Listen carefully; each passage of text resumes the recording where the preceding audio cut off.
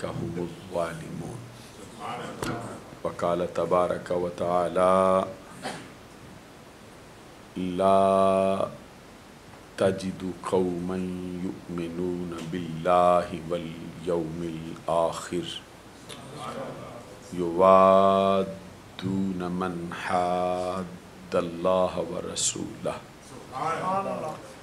ولو كانوا آباءهم أو أبناءهم أو إخوانهم أو عشيرتهم أولئك كتب في قلوبهم الإيمان وأيدهم بروح منه ويدخلهم جنات تجري من تحتها الأنهار خالدين فيها رضي الله عنهم ورضوا عنه أولئك حزب الله ألا إن حزب الله هم المفلحون.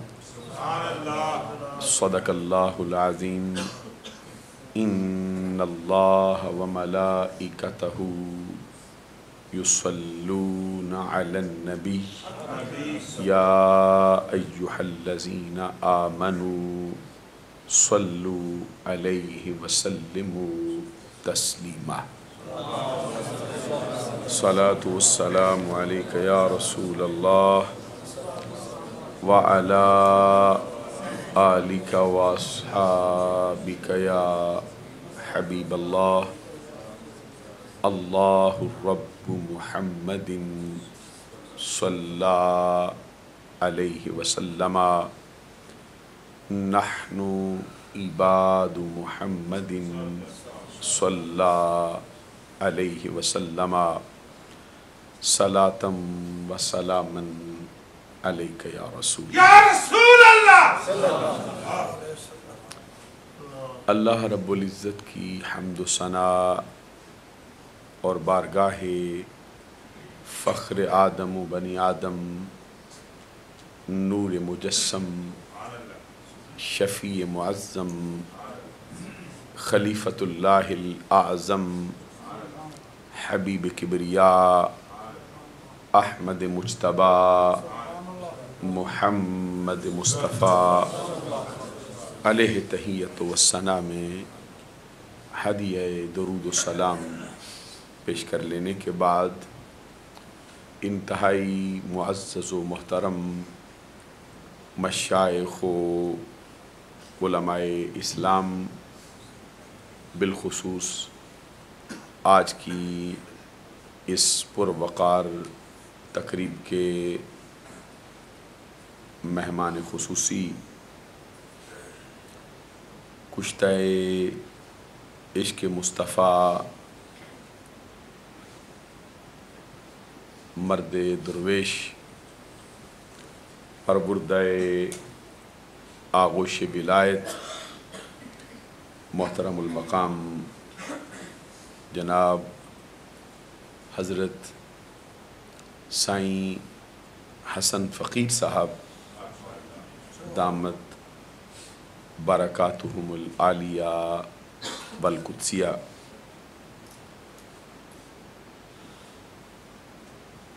رونق محفل سید السادات، کشتہ عشق مصطفیٰ، محترم المقام جناب سید الطاف حسین شاہ صاحب دامت برکاتہم العالیہ والقدسیہ، آج کی اس پروقار تقریب کے روح رواں عزیز محترم المقام جناب حضرت مولانا حافظ رخسار احمد صاحب دامت برکاتہم، آج کی اس پروقار تقریب کے سرپرست اعلیٰ استاذ الحفاظ والقراء محترم المقام حضرت مولانا قاری عبد الغنی صاحب سعیدی دامت برکاتہم، آج کی اس پروقار تقریب میں ہمارے میزبان مکرم کشتہ عشق پیر و مرشد محترم المقام جناب سلطان صلاح الدین صاحب دامت برکاتہم، انتہائی عزت و تکریم کے لائق، واجب التعظیم، لائق ست تکریم، ذی وقار و ذی احتشام، محترمی و مکرمی حاضرین و سامعین، عرس مبارک کی اس پروقار تقریب میں حاضری کا شرف و اعزاز حاصل کر کے میں اپنے دل میں بے حد مسرت اور خوشی کا احساس کر رہا ہوں۔ بالکل اسی انداز میں عرس مبارک کی اس تقریب میں حاضری کا شرف و اعزاز حاصل کر رہا ہوں، جس انداز کے ساتھ ایک عقیدت مند مرید اپنے پیر و مرشد کے دروازے پر حاضر ہوتا ہے، حضور صاحب عرس کے ساتھ اسی طرح کی عقیدت، اسی طرح کی محبت اور اسی طرح کا جذبہ الفت میں بھی اپنے دل میں محسوس کرتا ہوں، اور دعا کرتا ہوں کہ اللہ تبارک و تعالی حضور فضل الدین کلیامی سرکار رحمۃ اللہ علیہ ورضی اللہ تعالی عنہ کہ غلاموں میں قیامت کے دن ہمارا حشر فرمائے، اور آپ کی یاد میں منعقد ہونے والی اس محفل کو ہمارے گناہوں کا کفارہ بنائے اور ہم سب کی اخروی نجات کا سبب بنائے۔ مجھ سے پہلے اہل سنت کے بڑے مشہور و معروف اور نامور خطیب اور عالم دین حضرت علامہ مولانا طیب الرحمن صاحب ہزاروی چشتی گولڑوی دامت برکاتہم العالیہ کی ملفوظات عالیہ سماعت فرما رہے تھے۔ بڑے خوبصورت پیرائے کے ساتھ بڑی درد بھری آواز میں انہوں نے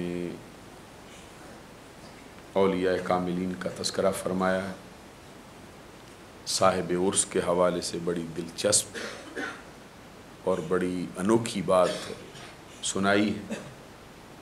اللہ تبارک و تعالیٰ ان کے فیوز و برکات میں بھی وسعتیں عطا فرمائے۔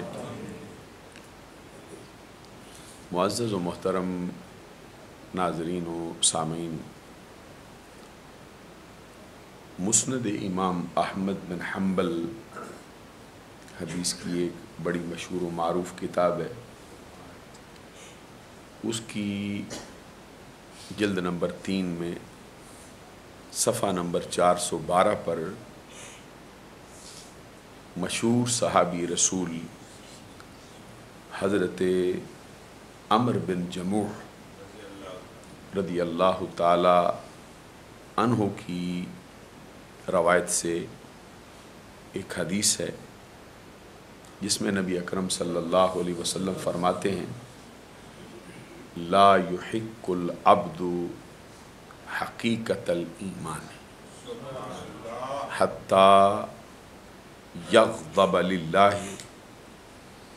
ویرضى للہ فإذا فعل ذلك استحق حقیقت الایمان۔ حدیث سن کر سبحان اللہ کہیے۔ اس حدیث کا مطلب یہ ہے، نبی اکرم صلی اللہ علیہ وسلم فرماتے ہیں کوئی شخص اس وقت تک ایمان کی حقیقت کو نہیں پا سکتا جب تک کہ اس کا ناراض ہونا اور اس کا راضی ہونا محض اللہ کے لیے نہ ہو جائے۔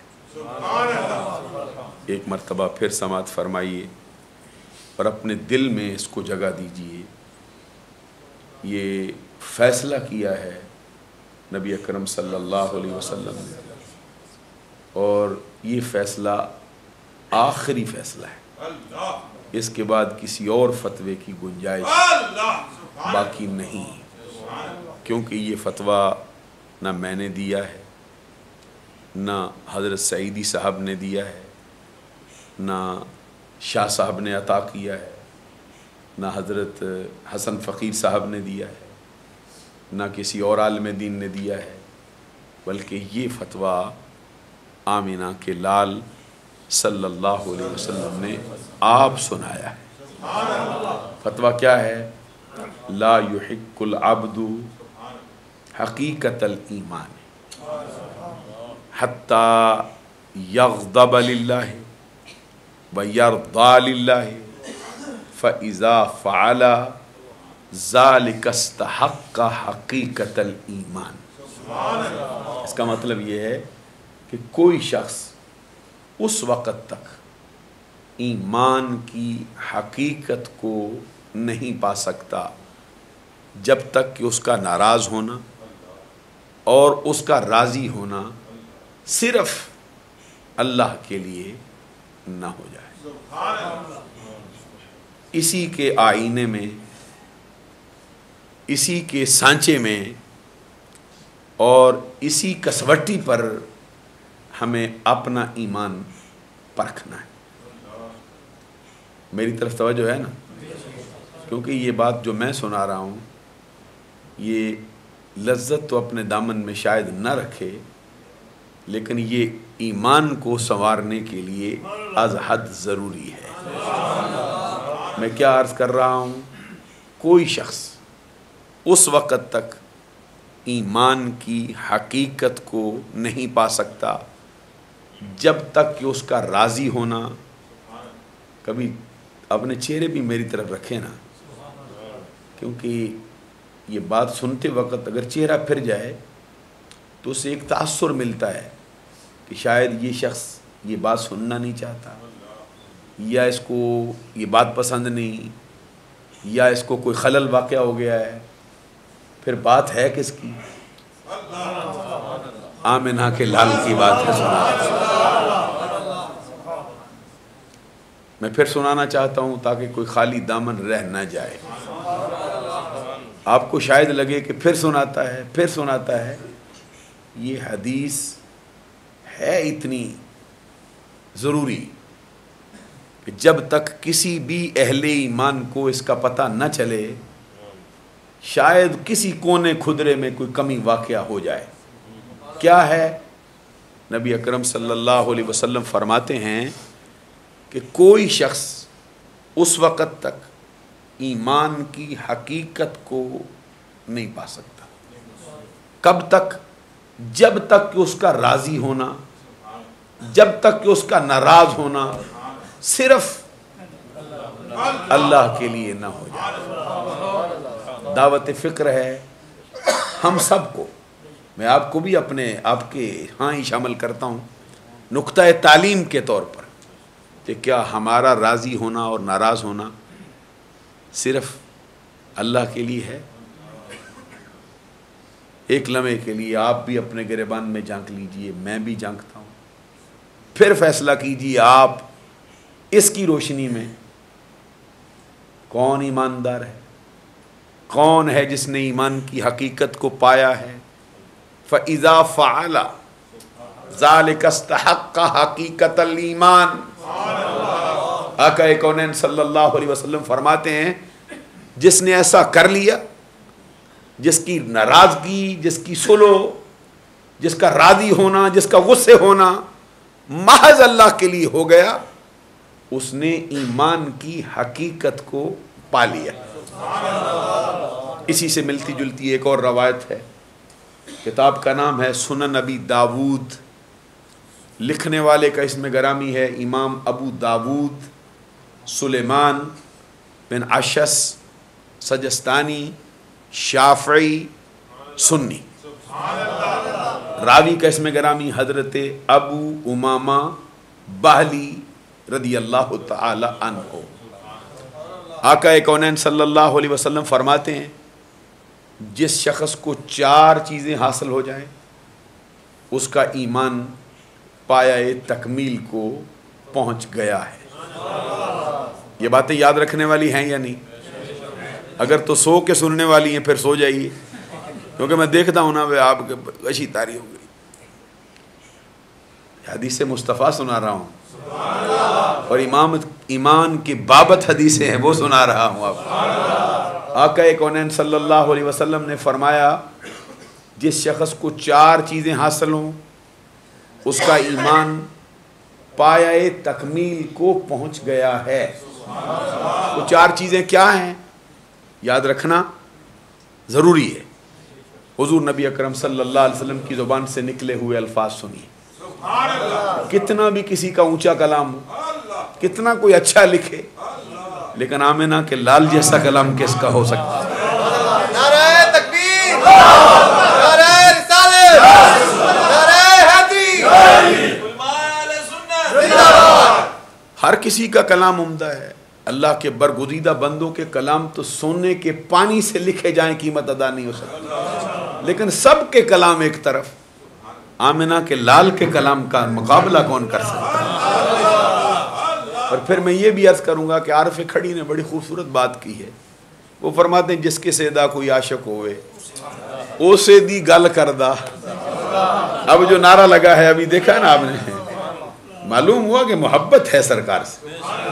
جس کے سیدہ کوئی عاشق ہوئے او سے دی گل کردہ، 100 مکر بہانے کر کے مرنے او دے مردہ۔ سرکار دو جہاں صلی اللہ علیہ وسلم فرماتے ہیں جس شخص کو 4 چیزیں حاصل ہوں اس کا ایمان پایہ تکمیل کو، انہی لفظوں سے یاد رکھیں گے نا جیسے میں بول رہا ہوں، اس کا ایمان پایہ تکمیل کو پہنچ گیا۔ وہ 4 چیزیں کیا ہیں؟ حضور نبی اکرم صلی اللہ علیہ وسلم آپ فرماتے ہیں من احب للہ و ابغض للہ و اعطى للہ و منع للہ فقد استکمل الایمان۔ سرکار کی زبان سے نکلے الفاظ ہیں، اپنے کانوں سے گزر کے ذرا دل میں اتاریے، ٹھنڈ پڑے گی اس۔ سرکار کیا فرماتے ہیں؟ من احب للہ و ابغض للہ و اعطى للہ۔ جب کسی بزرگ کا کوئی کلام ہوتا ہے، کسی خاندان کے بڑے آدمی کا کلام ہوتا ہے، بندے بڑی لذت لے کے سنتے ہیں۔ رات کو بزرگ آدمی سناتے ہیں میرے بابا نے یہ کہا، میرے جد اعلیٰ نے یہ کہا، فلاں بزرگ نے یہ بات کہی، بندہ ہمتن گوش ہوتا ہے، دل پورا اپنا اس طرح متوجہ کر لیتا ہے، آنکھ نہیں جھپکتا، ٹک ٹکی باندھ لیتا ہے۔ توجہ ہے نا؟ بڑے اچھے کلام ہیں، ان کے مرتبے ہیں، ان کا مقام ہے، ان کی زندگی کے تجربے ہیں جس سے انہوں نے سنایا ہے۔ نہ سمجھ آئے پھر بھی بندہ سنتا ہے، پھر نہ سمجھ آئے پھر سمجھنا چاہتا ہے۔ یہ کیا مطلب ہے اس کا؟ کیا کہا ہمارے بزرگ نے، ہمارے جد اعلیٰ نے، ہمارے دادا جان نے، ہمارے استاد نے، ہمارے پیر نے؟ تو میں یہ کہتا ہوں ابھی جس کا یہ کلام ہے ذرا ان کی اہمیت کا بھی اندازہ لگاؤ کہ کیا ہستی ہے وہ فرماتے ہیں۔ میں پھر سنانا چاہتا ہوں اس لیے کہ آپ کے دل میں اترے اور آپ کو یاد ہو جائے یہ سبق۔ یہ تقریر نہیں ہے جو میں سنانے لگا ہوں آپ کو، حضور کی کچھ باتیں آپ کی خدمت میں عرض کریں گے صاحب عرس کی، لیکن یہ بطور سبق کے آپ کو عرض کرنا چاہتا ہوں۔ نبی اکرم صلی اللہ علیہ وسلم نے فرمایا بعض اوقات ایسا ہوتا ہے قرآن پاک میں بندوں کی اقسام بیان کی گئی.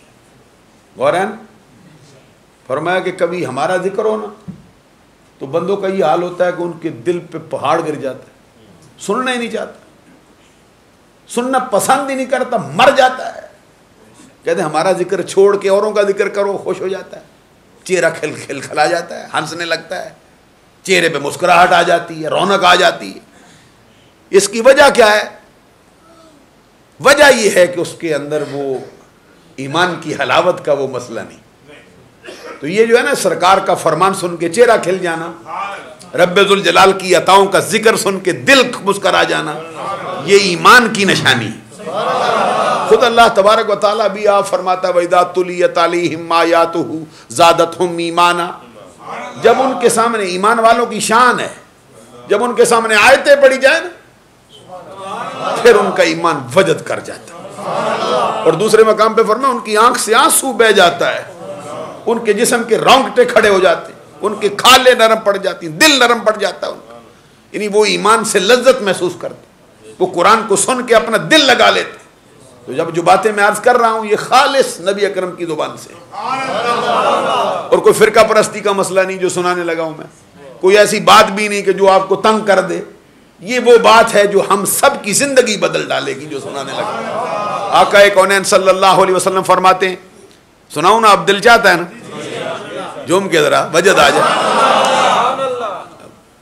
آقا کونین صلی اللہ علیہ وسلم کا فرمان ہے, من احب للہ وابغض للہ وآطا للہ ومنع للہ فقد استکمل الایمان. آقا کونین صلی اللہ علیہ وسلم فرماتے ہیں جس کی محبت اللہ کے لیے ہو, جس کی دشمنی اللہ کے لیے ہو.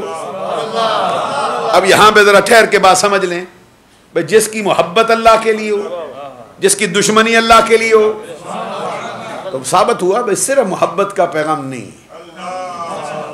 بھئی جس فقیر نے یہ نظریہ اپنا لیا ہو, جس سجادہ نشین نے, جس خان کا نشین نے یہ نظریہ اپنا بس صرف محبت کا پیغام دیتے ہیں, ہمارے آقا نے نہیں دیا.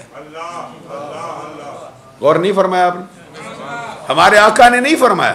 کیا فرمایا؟ جس کی محبت اللہ کے لیے ہو, جس کی دشمنی اللہ کے لیے ہو, جس کا دینا اللہ کے لیے ہو, جس کا نہ دینا اللہ کے لیے ہو, جو اپنے دسترخوان وسیع کرے اللہ کے لیے, اپنے بادو کشادہ کرے اللہ کے لیے, چہرے پہ مسکراہٹ لائے اللہ کے لیے, اپنے خون پسینے کی کمائی پانی کی طرح بہا ڈالے اللہ کے لیے, دوستوں کے ساتھ کھلے چہرے سے ملے اللہ کے لیے, کبھی منہ پھیر جائے اللہ کے لیے, دروازے بند کرے اللہ کے لیے, کسی کو دے اللہ کے لیے, کسی کے لیے مٹھیاں بند کرے اللہ کے لیے, دینا اللہ کے لیے ہو, نہ دینا اللہ کے لیے ہو, دوستی اللہ کے لیے ہو, دشمنی اللہ کے لیے ہو, اس کا ایمان پایا تکمیل کو پہنچا. آپ نے کتنی دوستیاں لگائی زندگی میں, کیا ہماری اور آپ کی دوستی کبھی اللہ کے لیے بھی لگی؟ نہیں, میں آپ کی آنکھیں جھکانا نہیں چاہتا کہ آپ مجھے دیکھ کے آنکھیں پھیر جائیں, چہرہ نیچے کر لیں, میں یہ تو سمجھانا ہی نہیں چاہتا. میں تو یہ کہنا چاہتا ہوں کہ اب ایمان ہے تو ایمان کے لیے سرکار نے فرمایا ایمان مکمل کب ہوگا تیرا؟ جب تیری ہر شے اللہ کے لیے ہو. توجہ ہے یا نہیں؟ ابھی اونچی آواز سے سبحان اللہ کہیے. جب ہر شے اللہ کے لیے ہوگی ایمان مکمل ہوگا. چار چیزوں کا تذکرہ کیا, محبت اللہ کے لیے, دشمنی اللہ کے لیے, دینا اللہ کے لیے, نہ دینا اللہ کے لیے. میں آپ سے یہ گزارش کرتا ہوں, آپ بھی زندگی کے کتنے سال گزار چکے ہیں, میں بھی گزار چکا ہوں, کتنی محبتیں اللہ کے لیے ہوئیں؟ ابھی نہیں غور فرمایا آپ نے. کتنی دشمنی اللہ کے لیے ہوئی, کتنا دینا اللہ کے لیے ہوا. کم تو بڑا چھوٹا لفظ بولا آپ نے, کہتے ہیں بہت کم. میں اب اس پہ اور زیادہ تبصرہ تو نہیں کرنا چاہتا, میں صرف یہ عرض کرنا چاہتا ہوں ایمان کی تکمیل کا ذریعہ کیا ہے. دوستیاں بڑی لگائی ہیں, پیار بڑا کیا ہے, محبت بڑی کی ہے. ان دوستیوں کا حال پوچھ رب سے. الاخلاء یومئذ بعضهم لبعض عدو. رب کہتا ہے قرآن میں قیامت کے دن تمام دوست, تمام گہرے دوست ایک دوسرے کے دشمن ہوں گے. کس کے ساتھ دوستی لگائی ہے؟ میں نے، آپ نے، ہم سب نے کس کو اپنا ساجی بنایا ہے؟ کس کو اپنا ہم راز بنایا ہے؟ کس کو اپنا ہم نشین بنایا ہے؟ کون ہے جو دوستی کے قابل ہو؟ الاخلاء یومئذ بعضهم لبعض عدو، قیامت کے دن تمام گہرے دوست ایک دوسرے کے دشمن ہوں گے۔ ایم پی اے کے ساتھ دوستی لگا کے بڑا ناز کرتا ہے، ایم ایل اے سے دوستی لگا کے بڑا فخر محسوس کرتا ہے، ایم پی اے سے دوستی لگا کے اپنے آپ کو اونچے درجے کا سمجھتا ہے، جاگیردار سے، وڈیرے سے، حکمران سے، پریزیڈنٹ سے دوستی لگ گئی ہے، پرائم منسٹر سے دوستی لگی ہے، سی ایم سے دوستی لگی ہے، ڈی سی او سے دوستی لگ گئی ہے، کوئی راجہ مہاراجہ دوست بن گیا ہے، کوئی چودھری وڈیرا دوست بن گیا ہے، بڑا ناز کرتا ہے۔ رب سے پوچھ اعلان کیا ہے؟ الاخلاء یومئذ بعضهم لبعض عدو۔ قرآن ہے کہ نہیں؟ یہ بڑے حافظ بیٹھے ہیں، میں پوچھتا ہوں، میں قرآن ہی پڑھتا ہوں نا، تو یہ فرمان میرا نہیں، کس کا ہے؟ جس کی شان ہے ومن اصدق من اللہ حدیثا، جس کا فرمان ہے ومن اصدق من اللہ قیلا، جس کا مرتبہ ہے لا تبدیل لکلمات اللہ ان اللہ لا یخلف المیعاد، جو وعدے کے خلاف کرتا نہیں، جس کے کلمات میں تبدیلی کا امکان نہیں، جس سے بڑھ کر سچی بات کسی کی نہیں، جس سے بڑھ کر سچا فرمان کسی کا نہیں۔ وہ رب کہتا ہے قیامت کے دن تمام گہرے دوست ایک دوسرے کے، صرف ایک طرف کا نہیں بھئی ایک دشمن ہوگا دوسرا دوست نہیں، ایک دوسرے کے دونوں۔ تو مولا کوئی دوست بتانا جس کے دامن میں پناہ لیں، جس کے ساتھ رشتہ دوستی قائم کریں، جس کو اپنا محبوب بنائیں، جو ہمارا محب بنے، دنیا میں بھی کام آئے، آخرت میں بھی کام آئے۔ ادھر سے جواب آتا ہے تو دوستیوں کا رونا روتا ہے، تیرے رشتہ دار خون کے وہ بھی چھوڑ جائیں گے تجھے قیامت کے دن۔ یوم یفر المرء من اخیہ وامہ وابیہ وصاحبتہ وبنیہ۔ ایک بات کی اجازت ہے، افسوس ہے نا، میں قرآن پڑھوں تو ٹس سے مس نہیں ہوتا، لطیفہ سناؤں تو راضی ہو جائے گا، میں شعر پڑھوں تو بہت دن نعرے مارے گا۔ کیا کرتا ہے؟ کیا کرتا ہے؟ کس کو دل دے بیٹھا ہے؟ کس کو دل دے بیٹھا؟ کس کو دل دے بیٹھے ہو؟ کدھر اپنے آپ کو برباد کرنے لگے ہو؟ کس کے پیچھے جانے لگے ہو؟ قرآن سنو رب کا، اور قرآن کے بغیر کوئی آگے پہنچ نہیں سکتا رب تک۔ یوم یفر المرء من اخیہ وامہ وابیہ وصاحبتہ وبنیہ۔ رب اعلان کرتا ہے قیامت کے دن آدمی بھاگے گا اپنے بھائی سے، اپنی ماں سے، اپنے بیٹے سے، اپنے باپ سے، اپنی بیوی سے۔ یوم یفر المرء من اخیہ وامہ، بھائی، ماں، وابیہ، باپ، وصاحبتہ، بیوی، وبنی، بیٹا۔ ماں لقمے اپنے منہ سے نکال کے بیٹے کے منہ میں ڈالے، سخت سردی کے موسم میں اپنے بچے کو چھاتی پہ لٹائے، خود ٹھنڈی رضائی پہ لیٹ جائے، باپ بیٹے کو کانٹا چھپ جائے، ساری رات سو نہ سکے، بیٹے کو معمولی بخار آ جائے، باپ کا بستر انگاروں میں بدل جائے، ساری رات پہلو بدلتے گزارے، وہ بیوی جس کے بغیر آپ نہ رہ سکیں، جو آپ کے بغیر رہ نہ سکے، وہ بیٹا جس کے لیے آپ سیاہ و سفید کو ایک سمجھیں، جس کے لیے سود کا دھندا کریں، جس کے لیے رشوت کے بازار گرم کریں، جس کے لیے ہر شے ہڑپ کرنا چاہیں، جس کے لیے زمانے کا مال لوٹ کر اس کے نام کر دینا چاہیں۔ رب کا اعلان سنو، یوم یفر المرء من اخیہ وامہ وابیہ وصاحبتہ وبنیہ۔ قیامت کے دن چھوڑ جائے گا تجھے تیرا باپ، چھوڑ جائے گی تیری ماں، چھوڑ جائے گا تیرا بیٹا، چھوڑ جائے گی تیری بیوی، چھوڑ جائے گا تیرا بھائی، سارے دوست بھی گئے، رشتہ دار بھی گئے، اب کس کے پیچھے؟ ایک حدیث سنا دوں اور ٹھنڈ پڑ جائے آپ کے سینے میں۔ حضرت ابو ہریرہ راوی، سنن ابن ماجہ میں بھی ہے، جامع ترمذی میں بھی ہے، آقا کونین صلی اللہ علیہ وسلم فرماتے الا ان الدنیا ملعونۃ وملعون ما فیہا الا ذکر اللہ وما والاہ وعالم ومتعلم. مجھے آواز ہے سبحان اللہ. اب مجھے سمجھ آ گئی ہے کہ آپ ہمتن گوش ہیں اور پیار اتنا ہے حدیث سے کہ آپ سبحان اللہ کہنا ہی بھول گئے. یعنی اتنی دلچسپی ہو گئی. اب سنیے حدیث کا مطلب کیا ہے. سرکار فرماتے ہیں کان کھول, توجہ کر, ہوش میں آ. معلوم ہوا کہ بندہ بے ہوش ہوتا ہے, مطلب ہوش میں ہوتے ہوئے بھی بندے کی عقل کام نہیں کرتی. ہنسنے والی بات نہیں, یہ حدیث سناتا ہوں آپ کو اور آپ کو سرکار کی زبان سے نکلے الفاظ آپ کے سامنے رکھتا ہوں, معنی سمجھاتا ہوں کہ کبھی ایسا ہوتا ہے بندہ ہوش میں ہے, بندہ سمجھتا ہے, بوجھتا ہے, دیکھتا ہے, لیکن حقیقت کو نہیں پہنچتا, پتہ نہیں چلتا بات کیا ہو رہی ہے. طبیعت کے اندر ڈیرا کسی اور کا لگ گیا ہے, شیطان اس کے رنگٹے رگ رگ کے اندر سمایا بیٹھا ہے. آقا کونین صلی اللہ علیہ وسلم خود فرماتے ہیں ان الشیطان من الانسان یجری مجری الدم. شیطان انسان کی رگوں میں گردش کرتا ہے, دوڑتا ہے کیسے, جیسے خون دوڑتا ہے. ہمارے جسموں میں, ہمارے بدنوں میں شیطان کا ڈیرا اتنا لگ گیا ہے کہ کسی اور بات کی سمجھ نہیں آ رہی. آقا کونین صلی اللہ علیہ وسلم فرماتے ہیں, میرے ساتھ چل پڑو گے نا, میں جتن بڑا کروں گا گفتگو سنانے کے لیے اور نقطہ تعلیم پہ بھی آپ کو لاؤں گا. اور کہانی سنانا میری عادت ہے نہیں, نہ وہ مجھے آتی ہے نہ میں سنا سکتا ہوں, اس کی تو امید رکھنا ہی چھوڑ دینا. میں تو قرآن سناؤں گا, حدیث سناؤں گا آمینہ کے لگ, اور پھر کچھ حضرت کی باتیں سناؤں گا جن کا عرس ہے. یہ باتیں نقطہ تعلیم کے طور پہ عرض کرتا ہوں.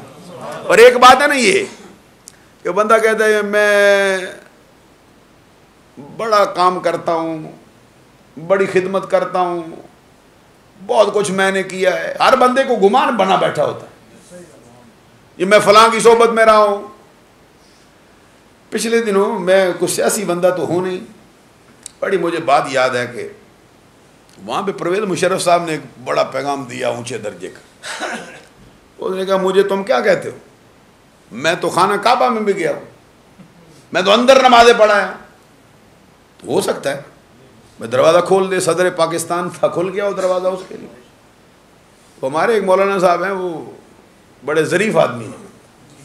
جواب میں انہوں نے کہا, بڑی بڑی محفل جمی تھی, بولے, وہ کہتے پہلے بت رکھے جاتے تھے, ان کو نکالنے سرکار آئے تھے.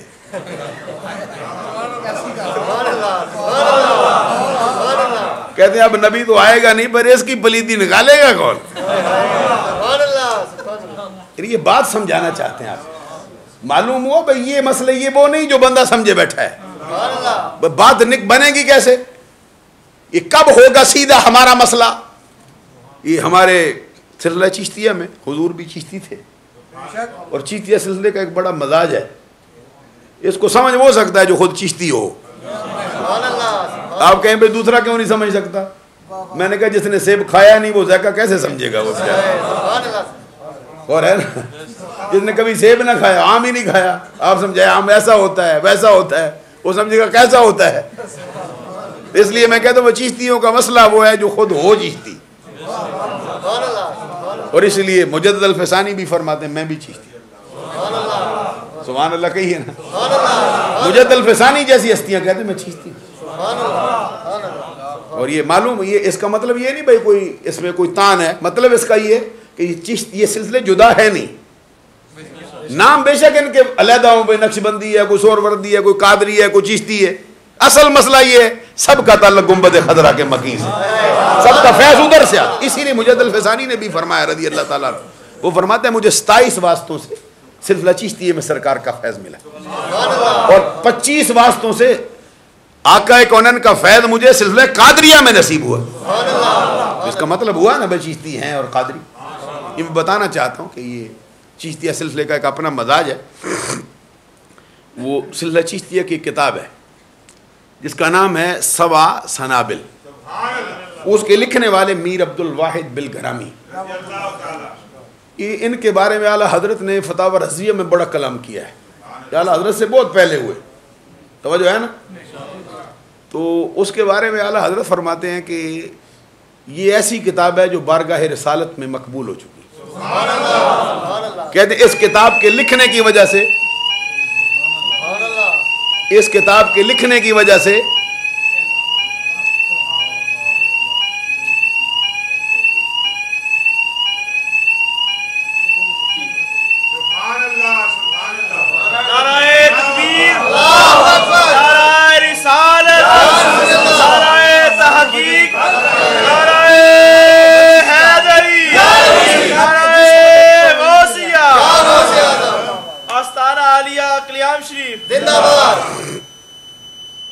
وہ حضرت امیر عبد الواحد بالگرامی وہ اپنی کتاب سبع سنابل میں لکھتے ہیں